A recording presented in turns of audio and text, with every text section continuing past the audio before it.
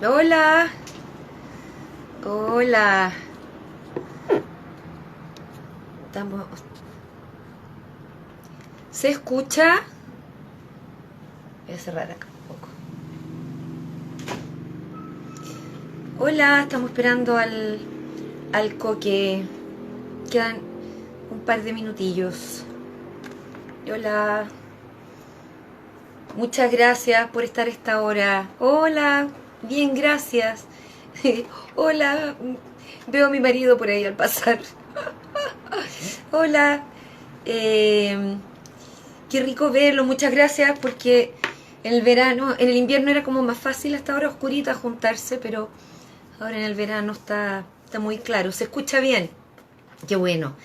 Y, y bueno, para quienes estén interesados en el destino del mundo, después pueden ver lo que pasa con las elecciones eh, en Estados Unidos, que estamos todos así un tanto ansiosos, porque nos afecta a todos. Hola, Karina. Sí, se escucha, qué bueno. Macarena, no tengo manito. Estamos esperando al Coque. María Isabel. Estoy viendo a toda la gente pasar. Bueno, sí. Hola a todos. Hoy día yo estoy bien contenta. La última vez que nos juntamos estaba mi... Conversamos con mi hija mayor, que fue bien bonito hacer ese Instagram. Hoy día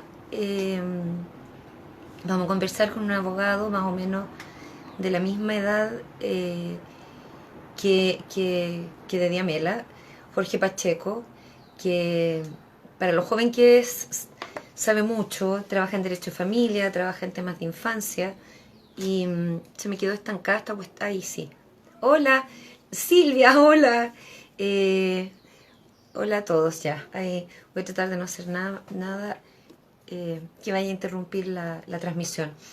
Eh, no quiero decir cosas típicas que a uno le decían cuando joven y que aparezca mi hermano. Sí.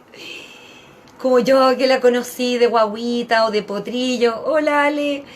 Pero en realidad eh, hay muchos eh, profesionales. Ahí está que uno conoce desde justamente pues, desde que estaban comenzando en la universidad. Coqui aparece, ya acepté la solicitud, como si me fuera a escuchar.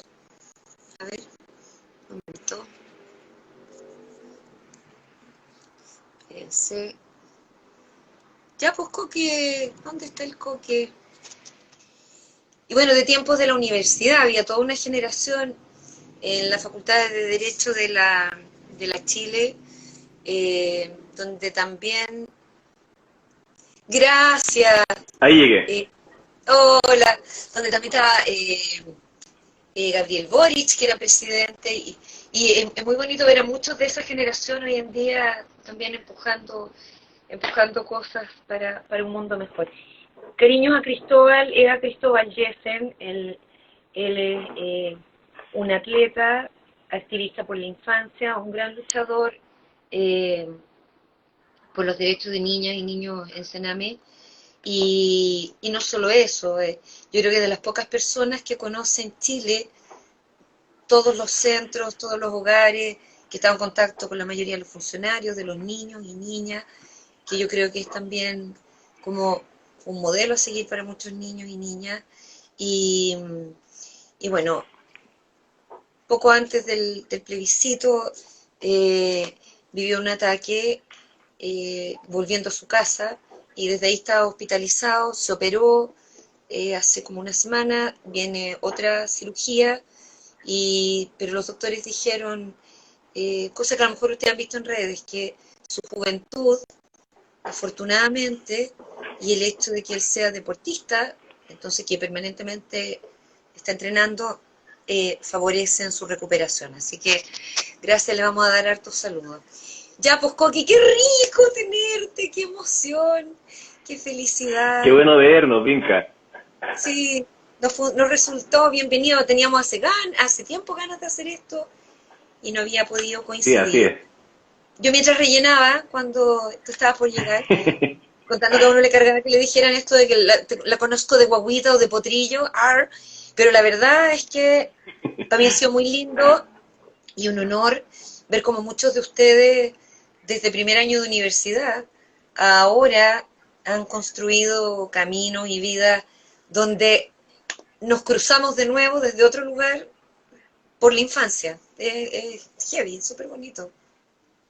Sí, pues de hecho, hace como 10 años yo creo que nos conocemos, porque, bueno, yo estudié con la Diame, que estuvo en el live pasado, que es una gran amiga mía, y así nos fuimos conociendo, y claro, pues, la Vinca me conoció, pelo largo, medio hippie, de unos 20 años, no, Sí. me faltaba afeitarme claramente, ahora al menos me ordeno un poco más la barba, así No, que total.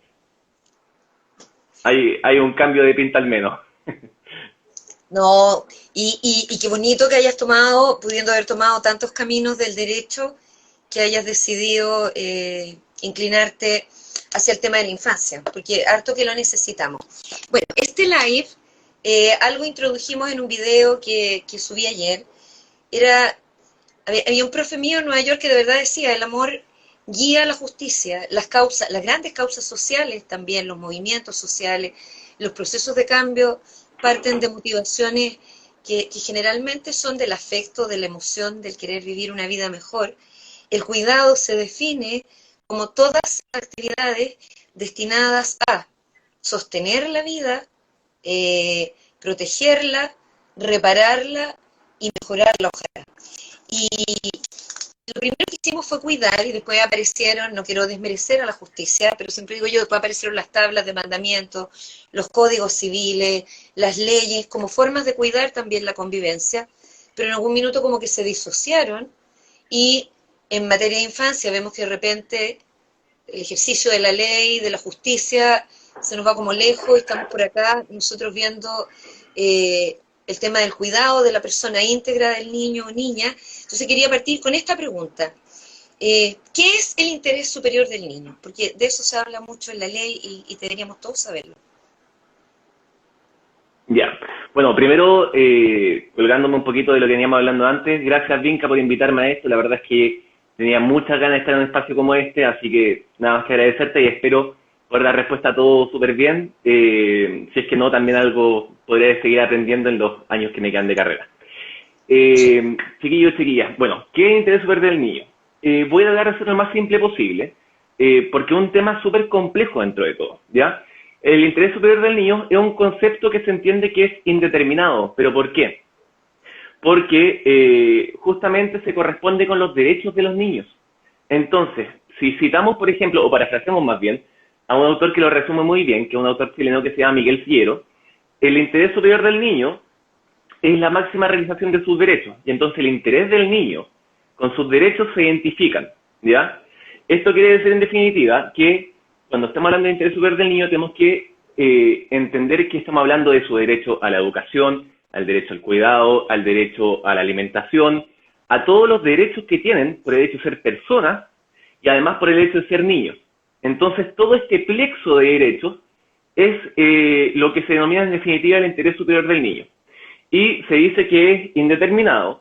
¿Por qué? Porque no podemos entender que todos los niños son iguales, que todos son una fotocopia del que está al lado, sino que cada uno tiene su mundo distinto, cada niño tiene un acervo cultural distinto y de pronto también situaciones físicas que son distintas. Y entonces hay que ver cómo los derechos de ese niño se identifican de mejor forma para todos, o sea, para todos, pero también en su caso en específico. Entonces el análisis tiene que ser como casuístico, el ver, en definitiva, que este interés superior del niño es que para cada niño en particular vamos a ver cómo es que les damos lo mejor posible.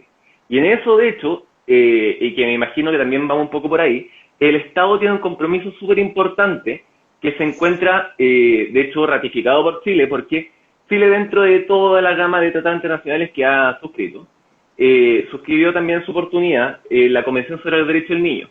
Y esta nos dice, en palabras también lo más simple posible, de que todos los órganos del Estado, tanto el ejecutivo, el legislativo, el judicial, e incluso organizaciones de beneficencia, deben tener siempre como una consideración primordial el interés superior del niño.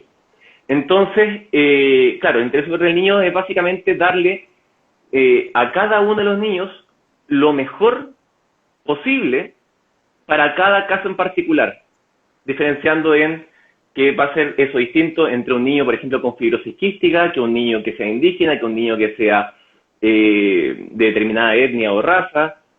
Hay que ir ahí viendo en definitiva qué es lo que es lo mejor para cada uno. Para poder cuidarlos a todos lo mejor posible. Tú dijiste Claro. sobre el Estado que me parece bien importante tomar, porque uno escucha muchas veces una cierta ansiedad o miedo directamente. Por ejemplo, ahora hace poco cuando se rechazó la ley de educación sexual, o un par de años atrás, 3 años atrás, cuando se aprobó la ley de maltrato. ¿Me escuchas bien? ¿Me escuchas? Sí, en un ¿Coqui? segundito se corta un poco, pero te escucho bien.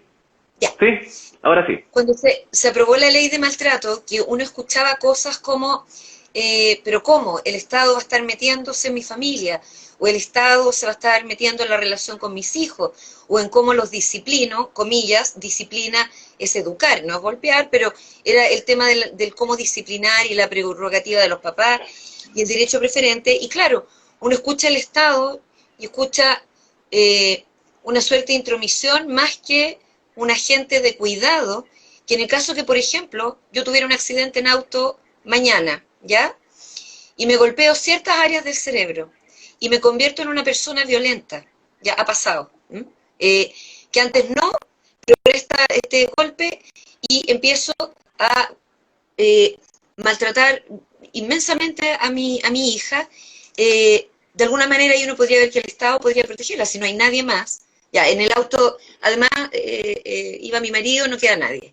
Y yo estoy con este problema, con este golpe, que es irreversible, y le estoy pegando a mi hijo. Estoy poniendo un ejemplo bien a lo mejor estrafalario, pero que en situaciones que uno ha pensado y que uno ve en otros países que se piensa de por qué el Estado es importante que esté.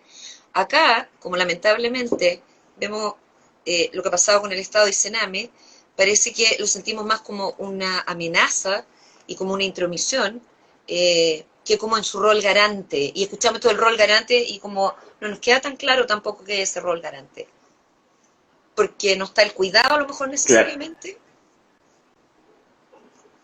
Y está como lo Claro, lo que hace también, justo. bueno, igual, claro, lo que pasa es que igual yo no me quiero quizás meter en temas demasiado polémicos, pero efectivamente estamos en un Estado que de hace más o menos 40 años que repudia al Estado, que comunicamos de que el Estado no tiene que estar metido en distintas esferas de nuestras vidas, cuando en verdad tenemos que tener, en mi opinión personal, un Estado súper protagonista, un Estado que no intervenga cuando no sea necesario, estamos de acuerdo, pero que también sea un Estado que permita cuidar a la gente, porque efectivamente nosotros no tenemos, por ejemplo, una prueba para poder ser padres por vía biológica, no tenemos tampoco un tutorial de cómo ser papás, cómo ser mamás, cómo ser hijos, y claramente muchas veces se requiere de cierta forma un respaldo, y ese respaldo debiese venir del ente que nos debe cuidar y resguardar a todos, que es el Estado. En este caso, el Estado de Chile se ha entendido lamentablemente también para muchos sectores que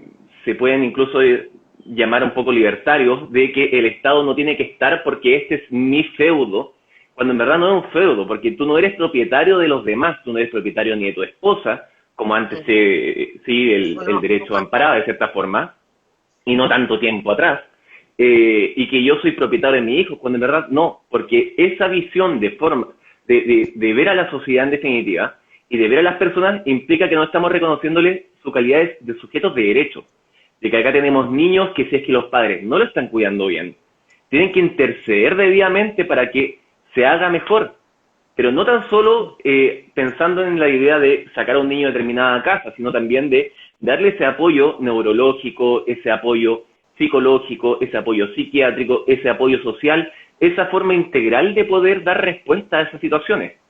Entonces, Sí, claro, en el caso que tú me planteabas, no es fácil de pronto dar una solución única, ¿no? eh, pero efectivamente sí es importante entender de que el Estado, bien configurado, un Estado que nos cuida, debiésemos recibirlo de forma tal de que nos cuide. El problema es cuando tenemos un Estado que no Que nos no cuida.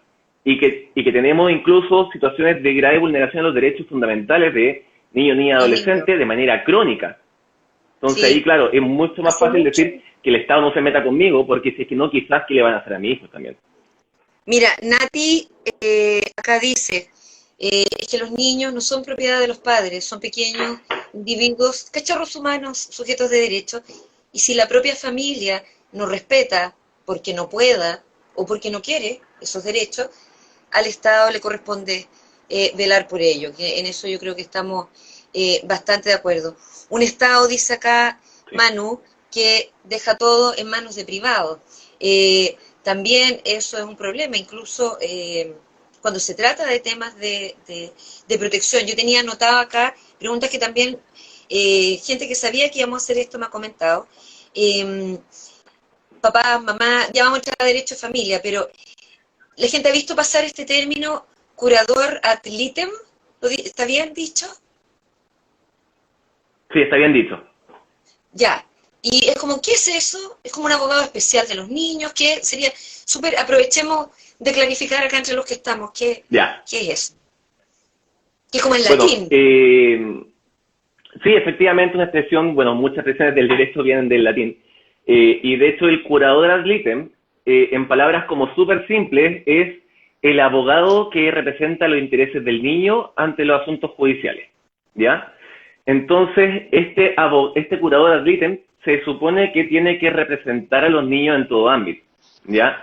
Y en ese sentido también romper un poco con otro temón que posiblemente podemos tocar también, que es el adultocentrismo, de cómo vamos a solucionar los temas de familia, de un régimen de relación directa regular o una situación proteccional de un niño, sin que exista un curador ad litem. La verdad es que sería bastante desafortunado seguir entendiendo la justicia en materia de familia, sobre todo, siendo un curador ad litem. Esa persona entonces en definitiva tiene la misión de velar por los intereses del niño y por ser un vehículo de la voz de estos niños, ¿ya?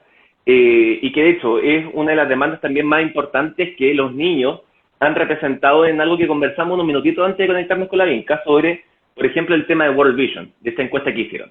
Bueno, pero no me quiero ir mucho por las ramas. El tema es que el curador del ítem es el encargado de velar por esos derechos del niño y representar lo que sus derechos implican de cómo lo vamos a realizar mejor, más allá de las visiones de los adultos. Ya. Y ahora, llevándolo a una situación que ha sido súper contingente, que es la pandemia, ¿ya? Que estamos todavía y nos queda para harto rato. Eh, Uno ve también lo que ha pasado en otros países y hay temas que más o menos que se repiten. Papás que no estaban viviendo juntos, eh, Mm. el tema de la angustia de las visitas y de cómo resolver esas discrepancias. Y ahí entra justamente lo que hablábamos de si el amor y el cuidado tienen un rol en las decisiones que toma la justicia. Y lo otro, que hablaba una pediatra de urgencia, no de Chile, de otro lado, pero que gran parte de la pandemia, lo que más habían visto en el hospital eran niños, bueno, por COVID o por sospecha de COVID, que muchos papás al menor estornudo pensaban que podía ser COVID, y en muchos casos sí era, y mucho niño ingresado por presunto maltrato, que es presunto hasta que no se pruebe, pero era evidente que algunas cosas podían venir de zamarreos, coscachos, etcétera.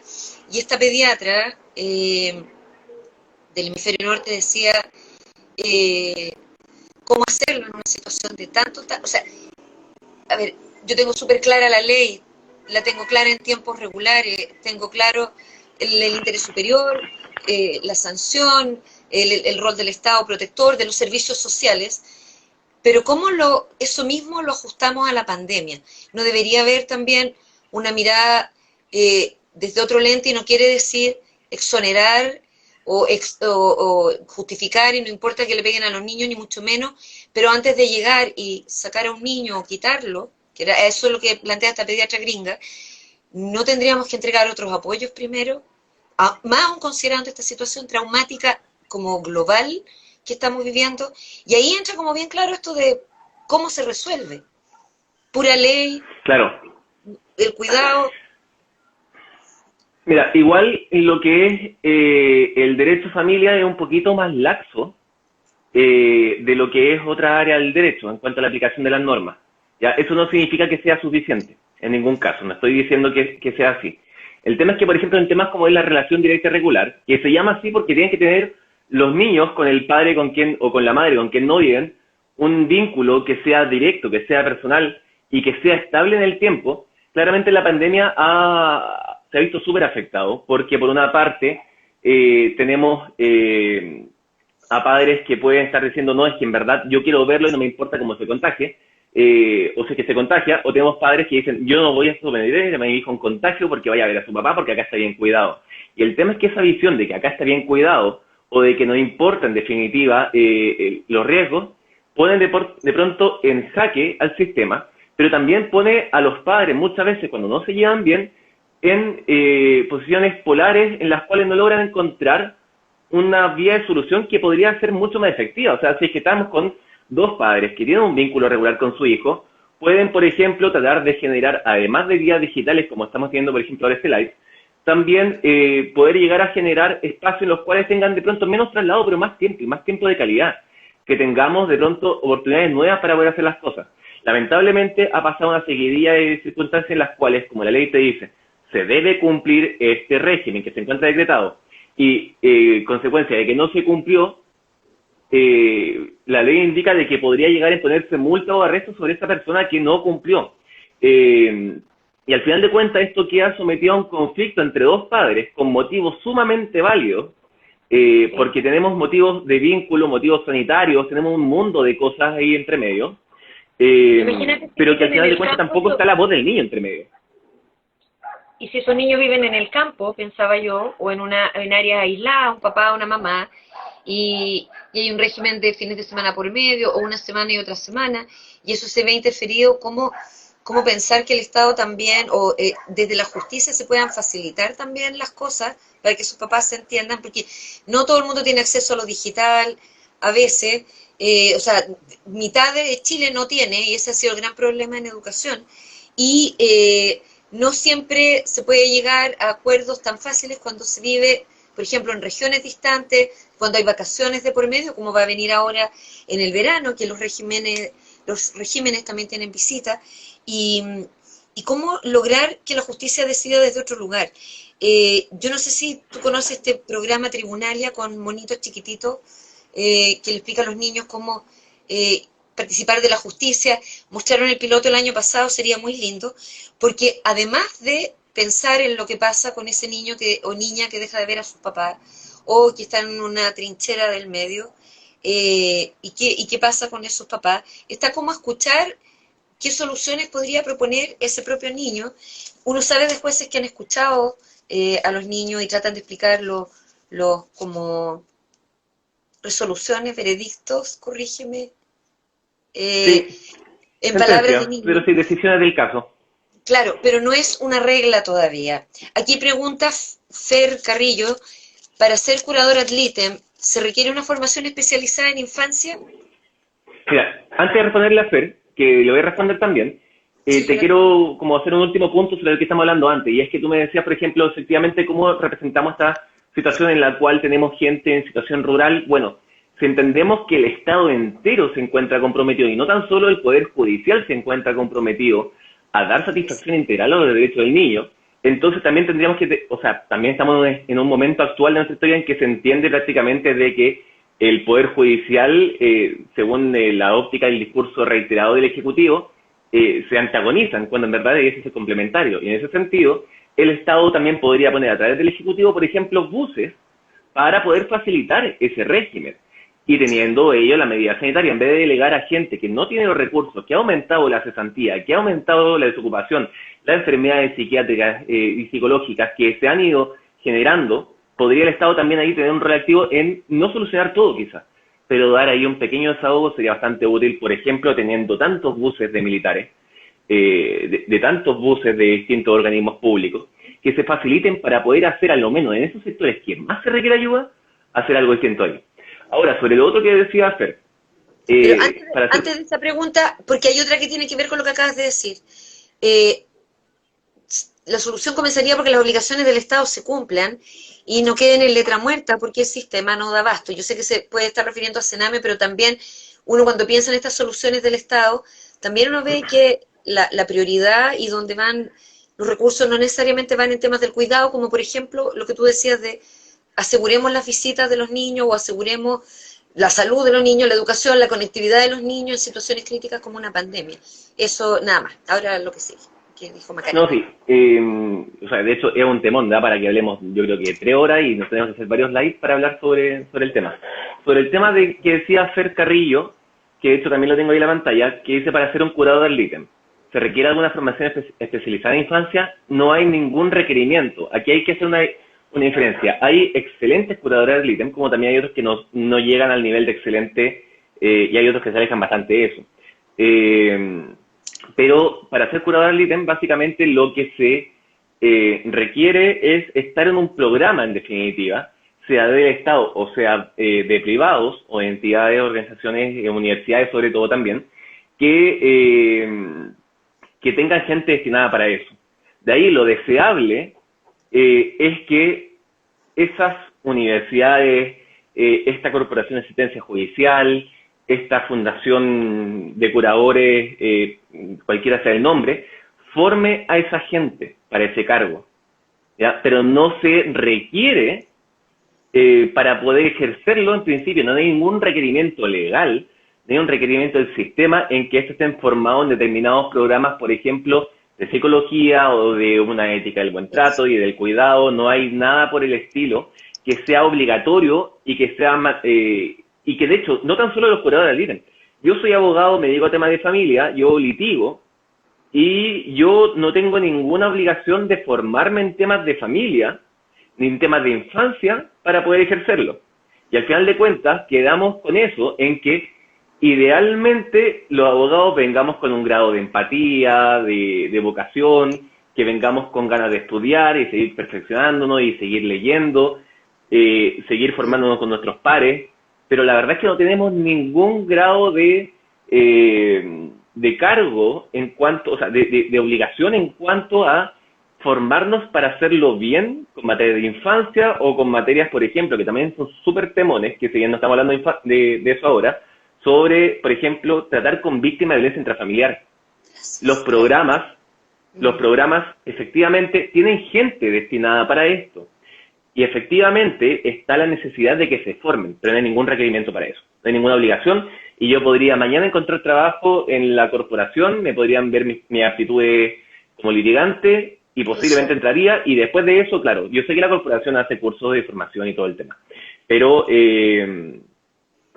cualquier sujeto puede ser curador, y de hecho yo acá no voy a sindicar a nadie con el nombre, ni tampoco ninguna organización, pero claramente se ve la calidad distinta entre gente que lo hace con ganas o con vocación y con preparación, y gente que no, en los mismos operadores, y viendo acá mismo en Santiago, en el Centro de Medidas Cautelares, que tenemos un montón de salas habilitadas para eso, como uno cruza los dedos porque le toque una curaduría en específico y no otra, por cómo tratan a los niños y cómo por un mínimo. Y así es escrito de que tú sabes si es que esos curadores van a hablar o no van a hablar con el niño del cual estamos hablando, una vulneración de derechos. O sea, si estamos hablando de un niño que ha sido maltratado en diversos ámbitos o en algún ámbito en específico, lo menos que nos esperaría es que hubiera una reunión previa para poder hacerlo. También hay otros temas más de falta de recursos, de falta de tiempo, de muchas causas por cada abogado. No quiero aquí crucificar a nadie, pero claramente el sistema está diseñado para dar lo necesario, cumpliendo con checklist y no viendo la vocación de cuidado integral. Y ustedes, abogados jóvenes, por ejemplo, y lo mismo corre para nosotros, los psicólogos, jóvenes y viejos también, ¿tienen capacidad o podrían tener la de intercesión ante las facultades de derecho? ¿O podría alguien decidir y revisar la currícula de derecho para que se incorporen estos temas? Porque cuando uno piensa que una de cada 3 niñas va a vivir violencia sexual antes de los 16, una de cada 2 violencias en general, uno de cada 4 o 5 niños, pero en realidad no sabemos bien la estadística porque los niños varones develan menos. Y uno ya conoce todos estos datos y evidencias que las ciencias han ido aportando. Sabemos lo que provoca el trauma, los daños perdurables de las violencias, incluida la intrafamiliar, el ser testigo de violencia intrafamiliar para los niños.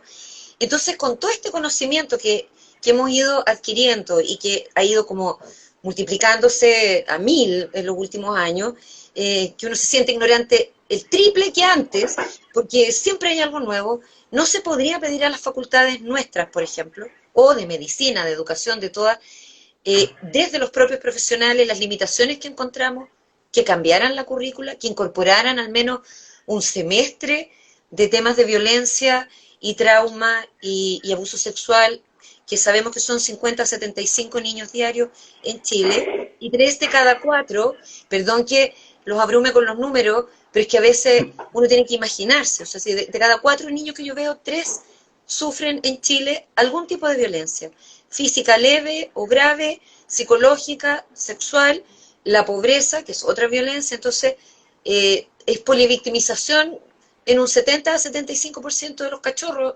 Tú dirías, bueno, pongámonos todas las facultades a estudiar de trauma y de violencia y de prevención, para además hacer mejores alianzas, abogados con psicólogos, con trabajadores sociales, en la escuela, etcétera. ¿Ustedes podrían interceder en la Chile, por ejemplo, en eso? O sea, de que podría hacerse algún tipo de presión, yo creo que siempre podemos presionar y desde el 18 de octubre del año pasado en adelante se ha visto cómo la presión puede llegar a generar frutos, con consecuencias innegables. El tema es que las mallas curriculares, en general, las que yo conozco, y en específico la que yo cursé, porque como decía la Vinca, yo estudié en la Chile, son mallas de carácter general. Uno no se forma como abogado mención familia o abogado mención penal, por poner un ejemplo. Entonces tenemos mallas con un montón de ramos, con efectivamente personas que van dirigidas a ver o temas de pagaré, o temas de medioambientales, o temas de familia, y que no cada uno tiene la formación de cierta forma como de cómo tratar específicamente con ese parte del espectro de tu posible desarrollo profesional. Eso no obsta a que debiese ser algo mucho más importante, que debiese haber a lo menos en las mallas, si no son ramos obligatorios, porque yo de verdad creo que un ramo que quizás pueda ser más genérico, pero de tratar con una ética, con un cuidado, con una empatía distinta, debe ser no tan solo dejado a los valores que nos hemos ido formando personalmente y en materia familiar o social, sino también de que nos insten a tener esa ética de cuidado con las víctimas de delitos, con las víctimas de abuso sexual infantil, con las víctimas de violencia intrafamiliar, y también eventualmente tratarnos con... tenía una mariposa en la cara. ¿Qué hice? Espérate. Te pusiste un filtro, parece. Pero, sí, parece que pusiste un filtro.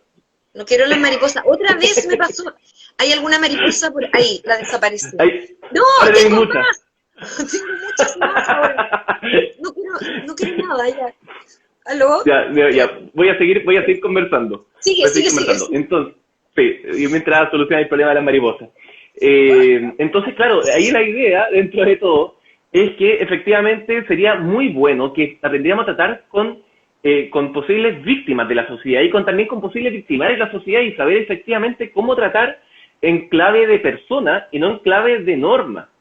Sería algo sumamente bueno. Actualmente no he escuchado mucho, la verdad, algún tipo de presión por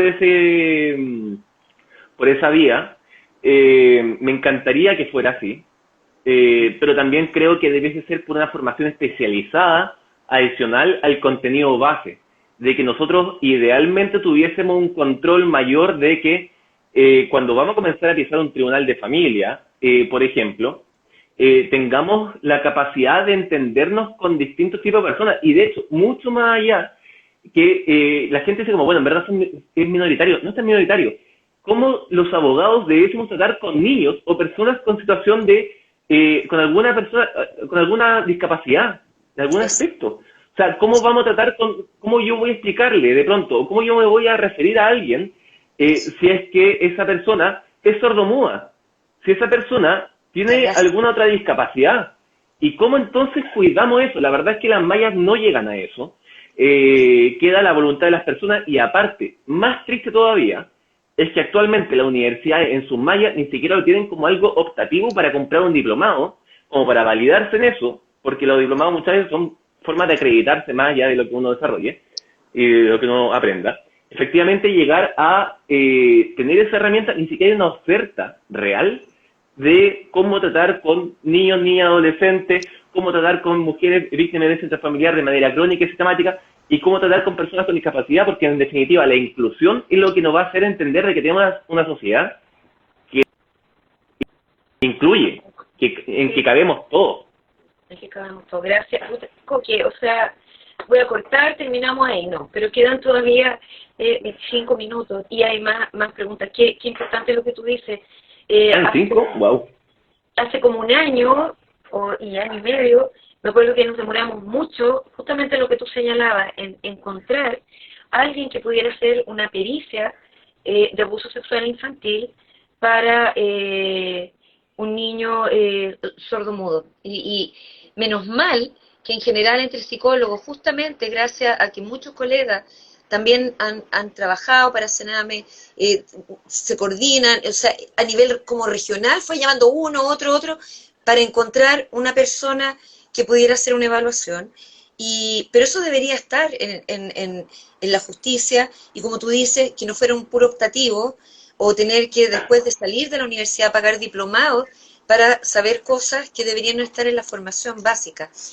Cuida Psicología dice, cuando, no sé si tú lo ves, cuando existe RDR, una resolución, no sé qué, espérate, ¡ay, se me fue! Establecida por el tribunal, pero el niño no desea ver al progenitor. ¿Cómo se procede sigue tú, desde una mirada cuidadosa con las necesidades del niño? Claro, Cuida Psicología dice cuando existe RDR establecida, que es la relación directa regular, establecida por tribunales, pero el niño no desea ver a ese padre o madre, cómo se procede de una mirada cuidadosa con las necesidades de ese niño. Ahí la verdad es que en el modelo actual el cargo de poder canalizar eso es de los curadores ad litem.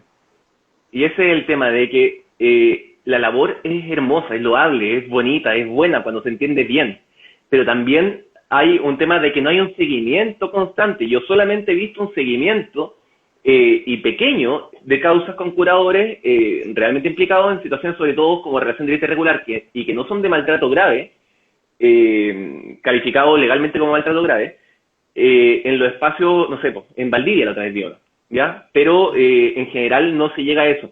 ¿Por qué? Porque no existe ese seguimiento de que el curador ad litem hable con ese niño, que aparte le va a costar mucho más hablar posiblemente en pandemia, así que está al lado de el padre a quien no quiere que escuche eso eventualmente. Pero efectivamente esa labor de cómo canalizar eso debiese ser a través del curador ad litem, debiese ser a través del tribunal de familia, que los consejeros técnicos, que son personas formadas para ejercer efectivamente esa labor, o al menos el requerimiento legal es que sean psicólogos o asistentes sociales, puedan también interceder de esa forma y poder canalizar esa situación. Acá lo difícil también es que muchas veces los abogados, sobre todo que atendemos a adultos, a los padres, también hemos cometido muchos errores. Algunos tienen eso como forma de litigación, en los cuales decimos, el niño dijo esto, el niño no dijo esto, y miren la carta que hizo el niño, y no saben qué contexto hizo la carta de ese niño, de que no quería ver a otro papá, y eso también es esa experiencia de eventualmente escribir una carta y es tremendamente vulneradora. Todo eso de que los padres sean los vehículos ante los tribunales de familia para poder responder eso, genera un sentido muy perverso. Entonces, ¿cómo respondemos a eso?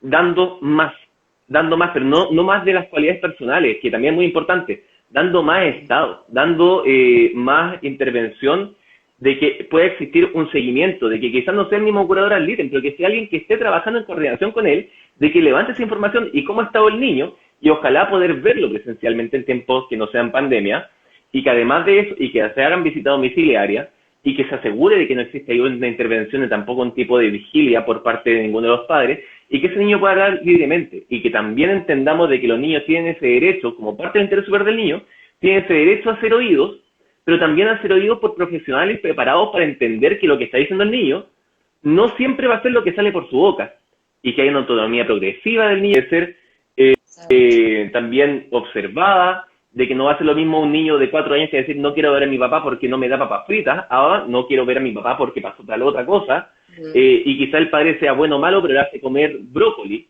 Hay una serie de posibles escenarios gigantes. En definitiva, el sistema que tiene que dar esa solución. Además que los niños son tremendamente leales con sus afectos, y lo vemos también en abuso, cómo se retractan de ciertos testimonios porque no quieren que un adulto vaya a la cárcel, o bien dicen lo que escuchan a una mamá o un papá decir, y después no saben cómo salir de eso en juicios de divorcio, porque, a ver, ¿a quién hieres más? ¿O a quién hieres menos? No querrían herir a nadie, y al final se termina silenciando el niño. Te encuentro fantástico todo lo que tú has dicho, porque por las limitaciones que tenemos los propios adultos, además en momentos dolorosos y de trauma, donde necesitamos profesionales que también, como tú decías, tengan una formación, y una formación ética en ciertas cuestiones. Hay un manual de periodismo en trauma, que yo cacho es súper difícil para los periodistas, pero que dice, aun cuando una persona esté dispuesta a darle un reportaje, una entrevista, en un momento así de algo terrible que pasó y que sería como más o menos que tu premio Nobel del periodismo, un periodista ético debería decirle, no gracias, no la debe ahora, hagámosla en otro momento, porque lo hemos visto en casos de abuso, que de repente sale la gente a hablar y uno piensa en los niños y se te parte el corazón viendo que está una u otra persona hablando y nadie les dijo, a ver, ¿qué cuida más aquí? Ir a dar esta entrevista, pegarle un palo o sea, un golpe al otro y ganar el caso, comillas, que es una cosa que uno escucha mucho, o bien cuidar al niño. Cuida más un peritaje hecho 4 años después a una niñita en el Instituto Médico Legal, que puede ser retraumatizante. Entonces, los abogados te dicen ciertos argumentos y uno dice, sí, pero no es lo que más cuida.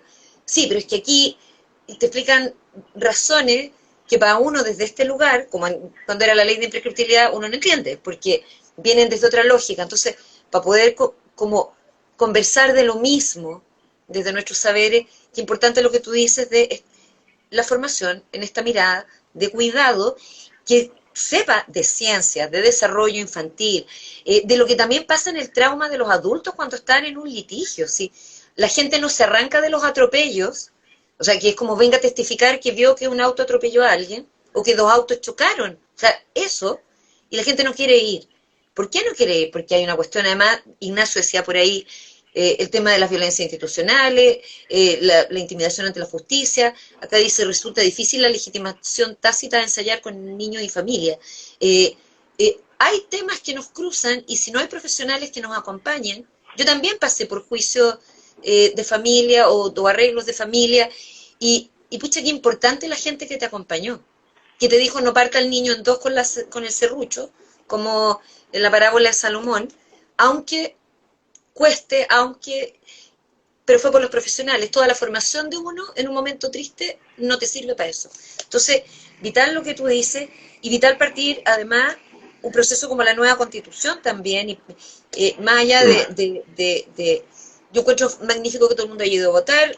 Me parece que ahora es importante que cualquiera haya sido la votación, veamos cómo hacemos esta Constitución de este siglo, además, porque más allá de todo, yo decía, en el año 2020, por favor, cómo se incorpora a los niños. Tú mencionaste lo de World Vision. Hay una serie de instancias en que los niños, que además supuestamente firmamos la Convención de Derechos del Niño, tienen algo importante que decir y nosotros que escuchar. Sí, mira, de hecho, sobre eso mismo, de hecho, bueno, aprovechando de comentar, de hecho, una de las personas que está viendo el Zoom, esta transmisión, me está diciendo que donde ella es curadora, de hecho, hablan con los psicólogos de los niños incluso que no quieren ver a los papás. El tema es que esa es la diferencia.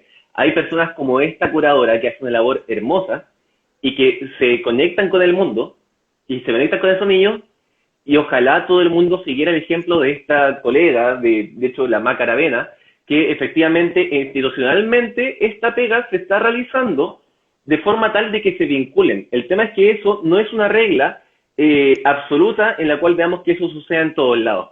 Y ojalá que más gente siguiera en ese mismo vínculo una vocación como se ve también en otras instituciones, pero no se ven todas. Ese es el tema. De que tenemos que entender de cierta forma de que lo bueno se tiene que copiar y por lo mismo también tenemos que partir de cierta forma de también salir un poquito del adultocentrismo. De hecho, me encantó que me tiráis lo de World Vision ahora, porque de hecho antes de meterme acá lo imprimí. ¿Ya? ¡Qué bueno!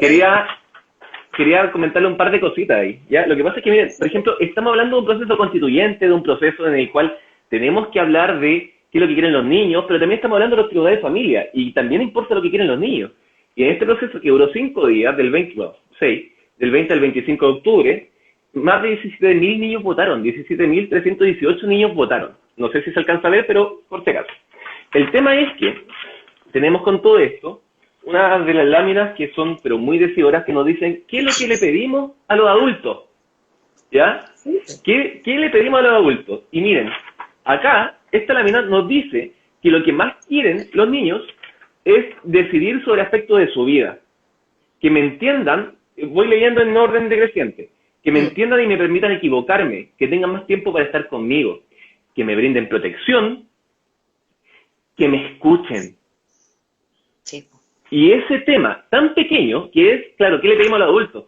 Podemos entenderlo de que están hablando solamente a sus padres, pero entendámoslo de un mundo diseñado y ejecutado por adultos, ¿ya? En que también el curador ad litem quizás no lo escucha lo suficiente, o quizás el juez no lo escucha lo suficiente, o el abogado del papá nunca lo quiere escuchar porque quizás le caga la teoría del caso. Perdón, le arruina la teoría del caso.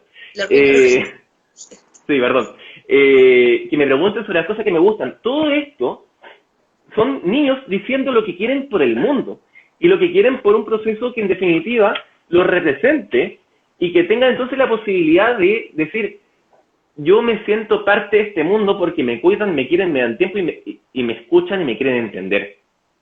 Entonces ahí tenemos un temor un temor súper grande, pero porque además, todo es adultocentrista y con todo lo lindo que tiene muchos procesos, por ejemplo, el entorno judicial que tenemos en Chile, por ejemplo, no hay obligación de oír a un niño, ni hay herramientas para oír a un niño en una mediación familiar. Estamos diciendo que vamos a decidir con quién va a vivir ese niño, por acuerdo de los padres, o cuál va a ser la frecuencia que va a tener ese niño para ver a los padres, en definitiva, de cada uno de ellos, pero el niño ni siquiera puede acercarse a ese lugar. ¿Ya? Y quizás, claro, no un mediador familiar que va a hacer básicamente este curso para ser mediador familiar, no tenga la herramienta, pero entonces ojalá que el sistema dotara de mejores herramientas para que la decisión no prescinda a conciencia de lo que los niños quieren. Tenemos acá un montón de cosas acá, y de hecho, lo último que quería hablar sobre el tema de datos como de niños, era que tenemos acá otros temores gigantes. Yo le comentaba a la Vinta antes de meternos a esta conversación, de que UNICEF hoy día en su Twitter, UNICEF Chile, publicó 3 láminas, que son temazos también. Que la segunda dice que el 2,8% de los niños, niñas y adolescentes en Chile son inmigrantes. Y ese número ya es bastante importante, pero el que sigue es terrible. Y que es que de este 2,8% de los niños que son inmigrantes, el 31,9%, el 32% entonces, de estos niños, niñas y adolescentes inmigrantes viven en situación de pobreza multidimensional. Y parte de la información que nos da World Vision, además, era que los niños quieren mejor educación, quieren mejor salud, quieren que los cuiden, quieren, incluso decían, poder tener apoyo psicológico, que mi familia tenga apoyo psicológico, que me ayuden, básicamente. Entonces, ¿cómo hacemos algo que cuida a los niños? En definitiva, yo creo al menos, de que es entender, efectivamente, el Estado es uno solo, y que tenemos que tratar efectivamente que el Poder Judicial y todos los operadores seamos mejores, estemos mejor preparados. Y aquí yo la primera autocrítica la hago desde mí. O sea, yo terminé mi carrera y después de eso me metí a litigar. Había comenzado hace poquito mi magister, pero claramente no tenía todavía superlativas para ponerme a decirle cómo mejor cuidar a un niño, a unos papás.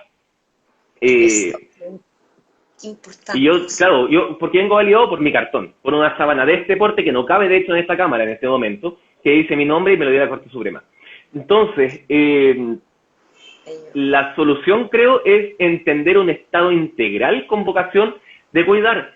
Y para dejar de acabar el live de la Vinca, lo último, Sí. me acordaba, Vinca, de que ayer creo que fue o anteayer, Constanza Soto me mandó que ella también trabaja en La Voz Propia, que es un programa que tiene el Pablo Selles sobre más inclusión de las personas en situación de discapacidad, personas con discapacidad, sobre un documento que sacó la Católica, la Pontificia Universidad Católica de Chile, sobre cómo comunicarnos en entornos ligados a discapacidad. Si entendiéramos que estos esfuerzos no tan solo son bonitos, sino que son obligatorios para comunicadores, para operadores de un sistema que tiene relación con niños, con personas con discapacidad, quizás tendríamos con no tantos más recursos invertidos, incluso quizás, sino con una mejor destinación de estos y con menor condonación tributaria a ciertos sujetos, quizás tendríamos eventualmente un país que cuide más. Pucha, Coque, si es que no sabéis lo que me emociona, perdón la informalidad, pero qué alegría escuchar eso. Ustedes saben mi tema con el derecho. Cuando mi hija dijo que iba a estudiar derecho, yo casi se me rompió el corazón. Dice, no. Y ver a personas como tú y otros abogados que uno ha ido conociendo en todo el camino del trabajo en abuso y de protección es realmente emocionante. Preguntaba Fabiola sobre la formación en Chile. Bueno, Coque algo ya decía sobre la formación en otros países. Mira, Fabiola, hay una cuestión pero alucinante en una universidad de Georgia, en el sur de Estados Unidos, que nada, hay N formación en universidades cototas como Oxford o Leiden en Holanda, pero en Georgia, en Emory, que es magnífica, pero un estado, hay un programa en la escuela de Derecho exclusivamente dedicado al tema de la vulnerabilidad humana. Y cómo uno no se va a emocionar cuando ve esas cosas. Yo cuando estudié en NYU tenía cursos de género donde discutíamos cuestiones tremendamente complejas y no desde absolutos, con preguntas que nos complicaban, que teníamos que irnos a pensar a la casa, que teníamos que volver, y eso humaniza.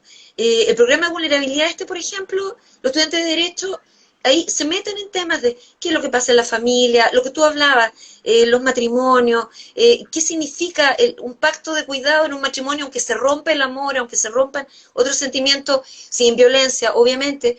¿Qué pasa con esta idea de que la fragilidad o la vulnerabilidad están como out, son una suerte de debilidad o de algo negativo, versus la autonomía? A ver, uno puede desarrollar autonomía, los niños van desarrollando autonomía progresiva y son igual los más vulnerables de todos, porque están todavía aprendiendo todo hasta los 25 años formándose su cerebro.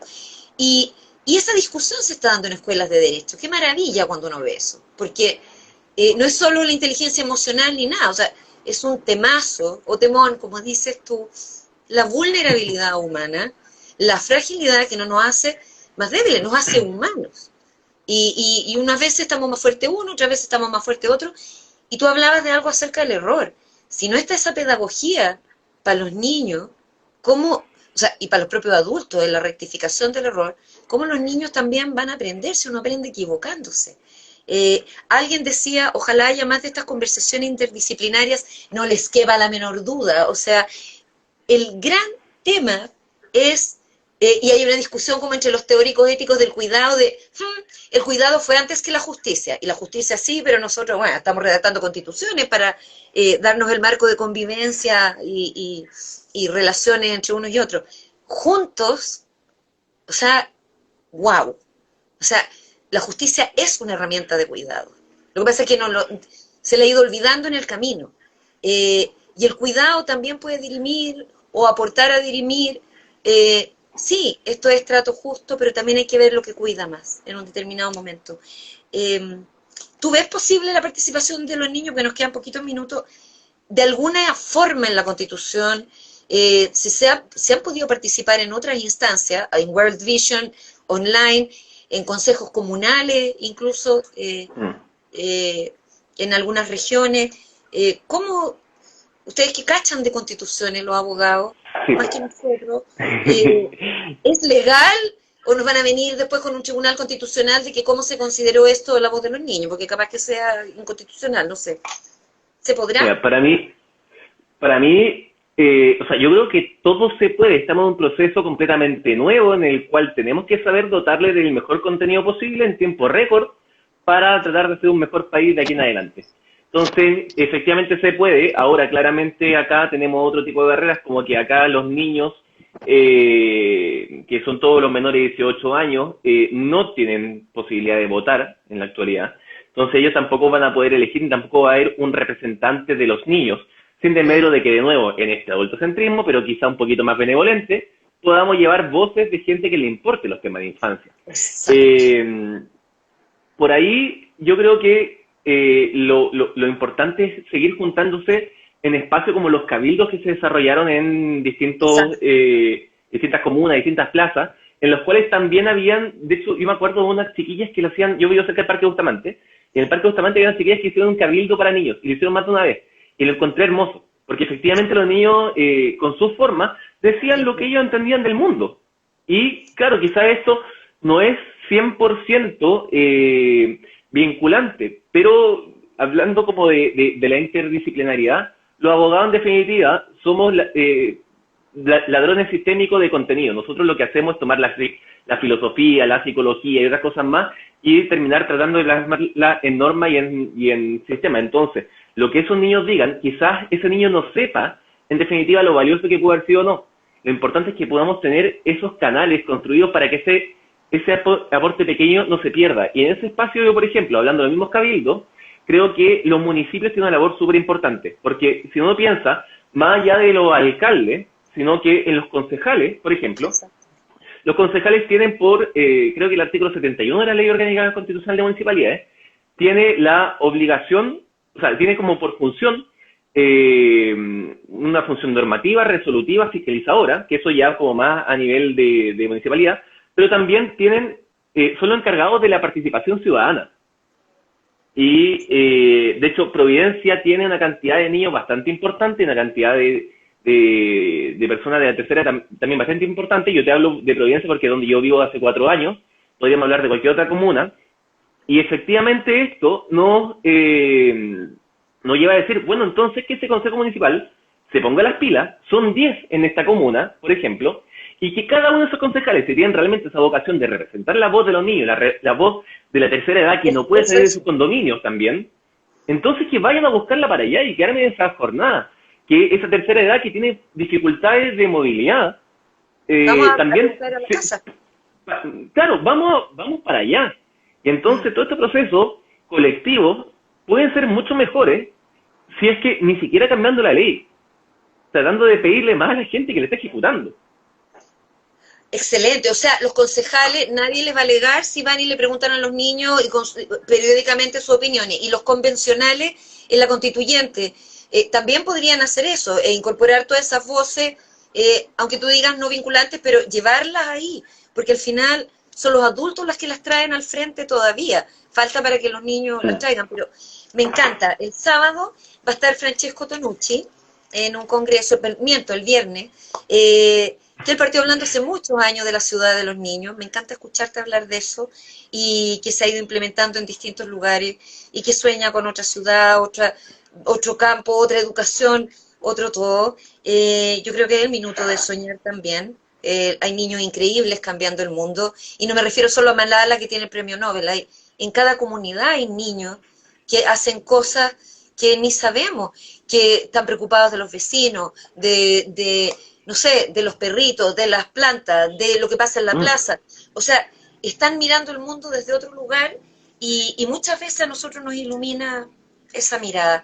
De hecho, no viendo tan lejos, yo me decía que te acordáis de alguien que se amarró a un árbol y se encadenó a un árbol para que no lo cortaran. Mi hija, sí. Sí, más lejos.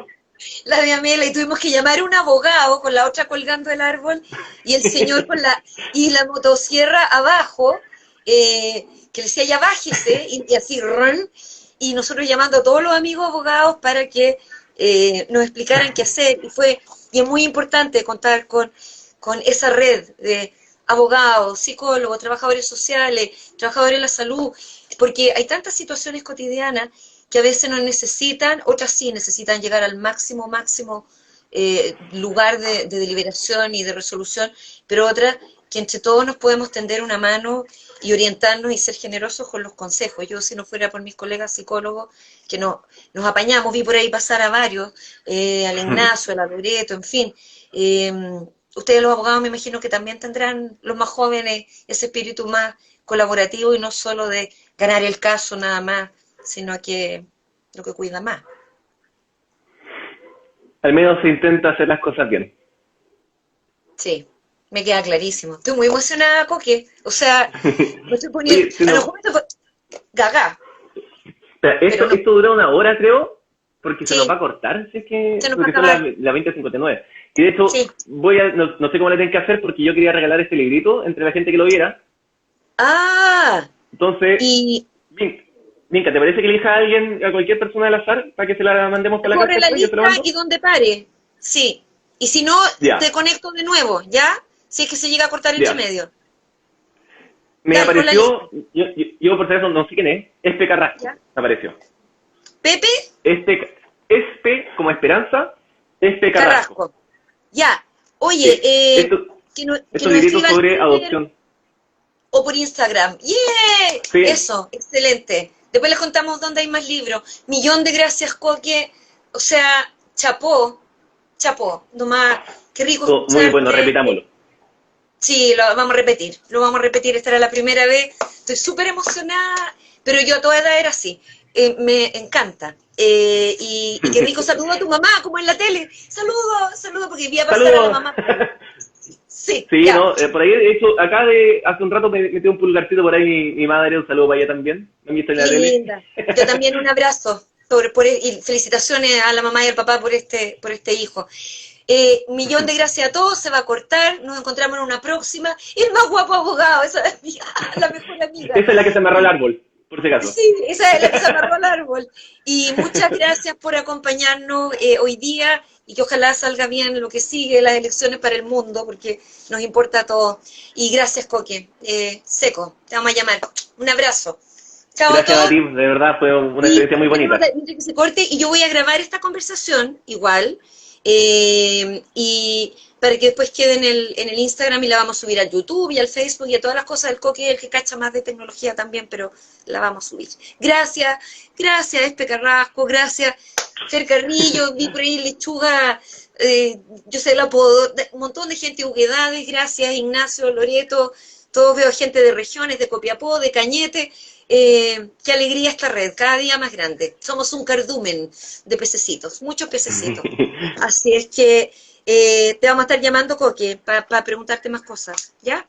Ya, pues, Eso. bacán, yo feliz, cuando quieran, de verdad. Oye, Instagram no nos ha votado, ¿no? Mira, tan entusiasmado estaba escuchándote a ti que no se ha cortado como en otras ocasiones. Oye, y el libro del Coque, Interés Superior del Niño, Adopción Homoparental, ¿dónde más está? Mira, No, la verdad es que este libro, claro, fue editado por Editorial Ediciones Murabi. La misma página del sitio lo vende, también está en alguna librería, ahí lo ubican. Es barato porque, como le decía, y aparece en la descripción del evento, es un libro flaquito, muy flaquito. Libro flaquito, sí, ¿Ya? me encantó. Entonces, mi libro flaquito, la verdad, tampoco es tan caro porque no requiere mucho material de impresión. Y vale como 11 lucas, creo, por ahí, no sé, algo por el estilo. Mándame los datos, ¿ya?